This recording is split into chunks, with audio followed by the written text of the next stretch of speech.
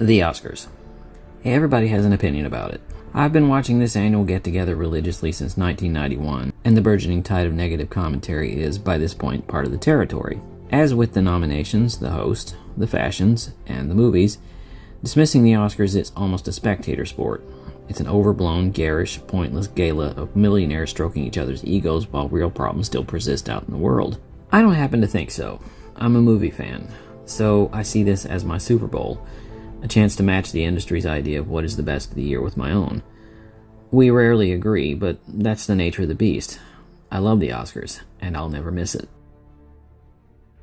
Oscar history is a fascinating journey that asserts my philosophy that movies are the product of times in which they are made, and it is always important to remember that the films selected as Best Picture were chosen in the moment without hindsight. This isn't Sight and Sound, where you have the luxury of decades worth of study and reflection. I think that gives a pass to the assertion of what were they thinking. Welcome to the Best Picture winners, a full-on survey of films that the Academy deemed the best of the year, and we're going to start right at the beginning with the formation of the Academy and the film that it ultimately selected as its very first Best Picture winner. In the beginning, the Oscar was a low priority. In 1927, as the Academy of Motion Picture Arts and Sciences was being formed, MGM studio chief Louis B. Mayer and other Hollywood overlords had bigger things on their minds. The organization was formed ostensibly as the brainchild of Mayer, who, according to legend, conceived it in his head one Sunday night while concurrently playing solitaire, ignoring his weekly dinner guests, and mulling over recent threats of unionization within the film industry. To the latter, something had to be done. The union rumblings came from actors, directors, and writers who were dissatisfied with low salaries, constricting contracts, and the persistent tug-of-war over creative control. Everyone seemed to whisper away from a strike. This academy that Mayer was mulling over would be a catch-all for any and all pressing concerns so that artists and technicians working for the studios wouldn't have to unionize. Additionally, this new academy could see positive publicity. Movies in the early 20th century were seen by upper-class circles as a cheap gutter entertainment, not art. To assist this change in prestige, an award was suggested in hopes that film could be lauded as an art form in the same vein as music or theater. The consideration for an award would come with time. For several years, Oscar didn't even have a name. It was just the Award of Merit. The Academy and its award were born in a period of transition. The advent of talking pictures had the industry in an uproar, as some of the biggest stars in Hollywood found their careers hanging on the results of a sound test. Some, like Joan Crawford, John Barrymore, Carole Lombard, and Greta Garbo, survived the transition, while others like Mae Murray, Norma Talmadge, and Garbo's lover, John Gilbert, did not. In this tense moment, the first Academy Award ceremony took place. Sound was in its infancy, but the demand was high because of the success of Warner Brothers' musical melodrama The Jazz Singer, which turned a creaky old story of a young musician played by Al Jolson who defies the traditions of his cantor father into a creaky new movie with synchronized sound.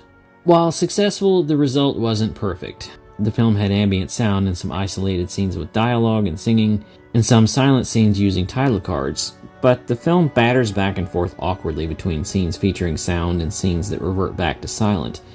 This is not helped by the sound itself, which relied on two machines running in tandem. Certainly, audiences didn't complain. The film's success was enough to sound the death knell for silent films. With its technological breakthrough, such as it was, making The Jazz Singer a success, the Academy's Board of Governors decided that it might have an unfair advantage at the first awards. Therefore, the first roster of Best Picture nominees, Louis Milestone's The Racket, Frank Borsage's Seventh Heaven, and William Wellman's Wings, were all silent. But not to leave The Jazz Singer out in the cold, Warner Brothers did receive an honorary award for cementing this new technology. Despite the newfangled technology, 1927 was not a great year for movies, either with cacophonous add-ons or without. Even Charlie Chaplin's latest film, The Circus, is not lauded as one of his best. Nor are the top-grossing films of the year even remembered today. The King of Kings, The Patent Leather Kid, When a Man Loves, and London After Midnight. Given that, it is no surprise that the very first Oscar ceremony was, by all accounts, nothing to write home about. It was an informal industry affair held on May 29, 1927, in the Blossom Room of the Roosevelt Hotel on Hollywood Boulevard, at $5 per ticket, attended by little more than 250 invited guests, and it would be the only ceremony in Oscars history that wasn't broadcast in any way. There were only 12 categories. Today there are 24, 4 of which, Best Unique and Artistic Picture, Best Comedic Directing, Best Engineering Effects and Best Title Writing no longer exist. The awards themselves took 15 minutes to hand out, and there were no surprises since the winners were announced on the back of the Academy Bulletin several months earlier. Academy membership at first was only about 350 members. In 2023, there were nearly 6,000. Unlike today, the awards were not at first voted by the entire membership, but by a small panel of judges. Janet Gaynor, who won the Best Actress prize that night for the collection of 3 films, Seventh Heaven, Street Angel, and The Way of All Flesh, later described the evening as a family affair, a small party with a few hundred invited guests, but reasoned that since it had no history, no prestige, everyone went home and kind of forgot about it. There were actually 2 top winners that night. Wings, directed by William Wellman, won for Outstanding Picture, and F.W. Murnau's Sunrise, the Song of Two Humans, received an award for Unique and Artistic Production. In other words, the Academy was trying to separate the popular films, Wings, from the art films, Sunrise. Within a year, the latter artistic category would be gone, and only one top award would be granted. Today, officially, the first Best Picture winner is the World War I dramedy Wings, a popular hit whose success was largely due to the public's appetite for aviation. At the moment when Charles Lindbergh was being celebrated for his flight across the Atlantic, and Admiral Richard Byrd for his expedition to the North Pole. Wings fed that appetite to its initial audience, and today it is still lauded as a triumph of technological innovation. Its story, however, is not so impressive. Wings tells the story of 2 young men from the same small town, middle-class Jack Powell, played by Charles Buddy Rogers, and wealthy David Armstrong, played by Richard Arlen. They're friends, and they're in love with the same woman, a dullard named Sylvia, played by Jobina Ralston. She's in love with David, but doesn't tell him and plays along with Jack's passion for her. Meanwhile, Jack's neighbor Mary, played by Clara Bow, is desperately in love with him. But he's too busy tinkering with his car to notice. The boys soon get called up to be pilots in the U.S. Army Air Service, and their bitterness over Sylvia withers away as they experience the day-to-day peril of war in the skies. The patriotic spirit of the film is not surprising when you know where it came from. It was directed by William Wellman, whom Paramount president Jesse Lasky hired to direct due to the fact that he was the only director in Hollywood with flying combat experience during the war. He had served in the French Foreign Legion, eventually becoming a fighter pilot with the Lafayette Fighting Corps. For his service, he would win the Croix de Guerre and was eventually shot down and sent stateside with a broken back. Wellman, by all accounts, was a two-fisted man, a very caffeinated director who shouted his way through action scenes and largely through life.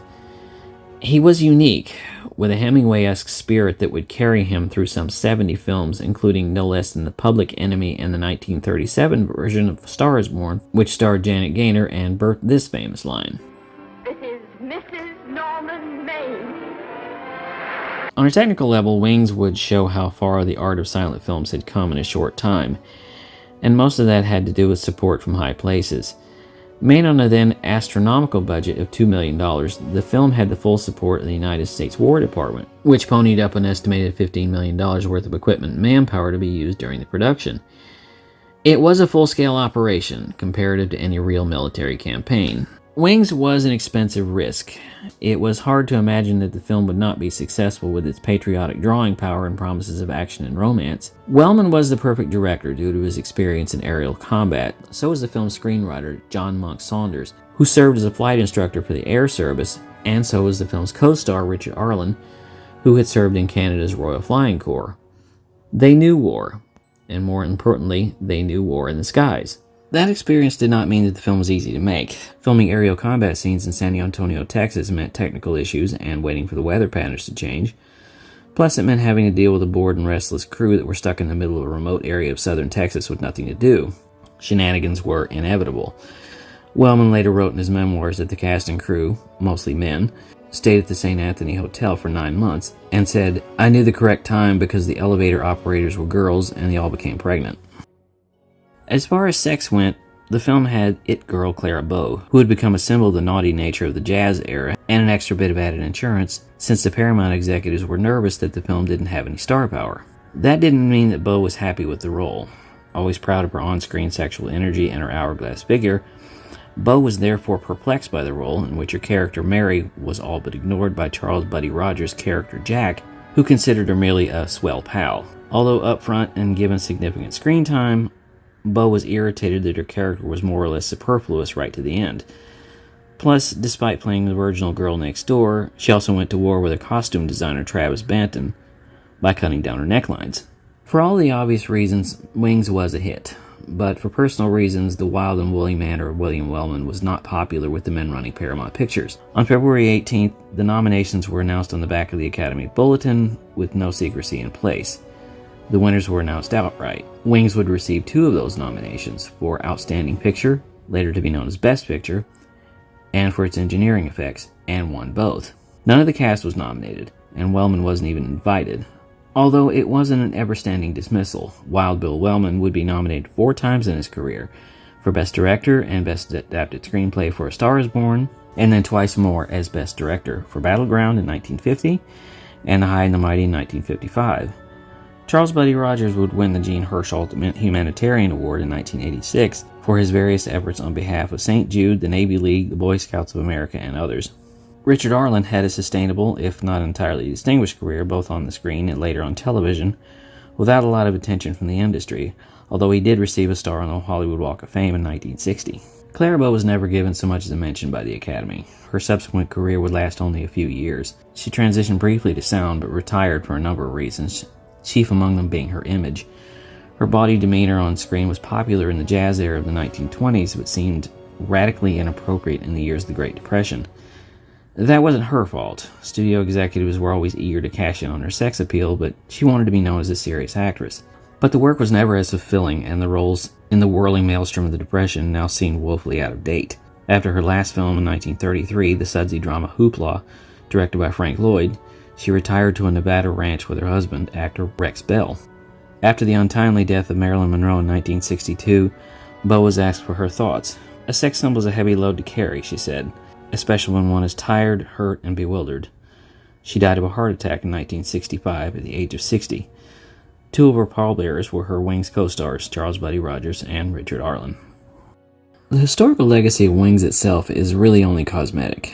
It is remembered in history for its aerial stunts, its place in Oscar history, and for a very brief early film appearance by 26-year-old Gary Cooper.